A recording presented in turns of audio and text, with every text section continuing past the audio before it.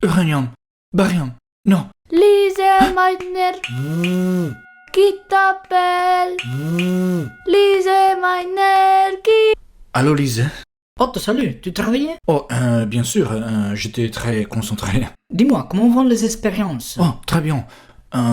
Nous suivons tes indications. Tu es un génie, Lise. Mais j'ai un gros doute. Imagine un noyau d'uranium. Il occupe la position 92 de la table périodique parce qu'il a 92 protons. Comme tu l'avais suggéré, Strassmann et moi avons répété l'expérience d'Enrico Fermi de 1934. En bombardant l'uranium avec des neutrons, on peut effectivement créer des éléments toujours plus lourds. Parce qu'en ajoutant des particules, on passe à 93 protons, puis 94 et ainsi de suite. Alors la chose bouleversante est que nous avons aussi obtenu des éléments plus légers, comme le barium. En fait, c'est comme si en ajoutant des particules au noyau d'uranium, au lieu de s'agrandir, il perdait d'un coup un grand nombre de particules. Et nous savons que c'est impossible. Je le savais, mais alors tout s'explique. Mais non, le barium est la moitié d'un atome d'uranium. Où sont passées toutes les autres particules? C'est inexplicable. Bon travail, Otto. Il n'y a aucun mystère. Mes calculs sont clairs, et je pense que nous sommes face à une découverte bouleversante. Imagine une goutte d'eau. C'est bon, tu le vois? Parfaitement.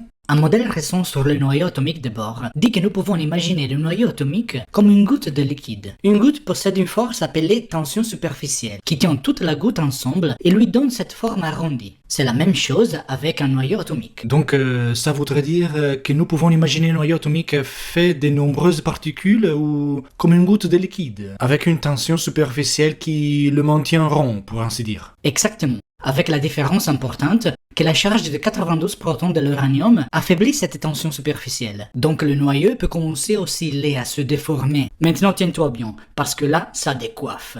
Quand on bombarde l'uranium avec un neutron, l'uranium peut commencer à osciller d'une manière encore plus forte. Le noyau peut se déformer tellement qu'il se divise en deux. Oh maman, tu es sûr? Oui, mes calculs sont clairs, et Frisch m'a suggéré le terme fission nucléaire, parce que ça ressemble au processus de fission d'une cellule. Maintenant tout s'explique. Il y a deux cas possibles. Cas 1. On bombarde l'uranium avec des neutrons, et l'uranium entre dans un état métastable, c'est-à-dire de longue durée, avec de faibles oscillations. Bien sûr, ça donne le temps à un neutron de se transformer en un proton, et on obtient donc des éléments plus lourds. Exact. Deuxième cas. Après les bombardements, l'uranium entre dans un état de forte oscillation qui provoque rapidement la division du noyau en deux, à la fission nucléaire. On obtient alors deux noyaux plus légers, barium et krypton, avec 56 et 36 protons. Nous formons une belle équipe, Lise. Complètement d'accord. Vite, publions nos découvertes. D'accord, oui, on se rappelle plus tard. Salut. Salut.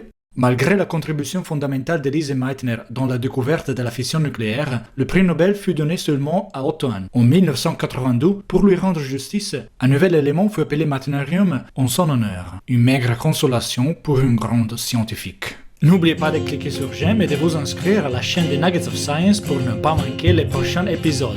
À bientôt!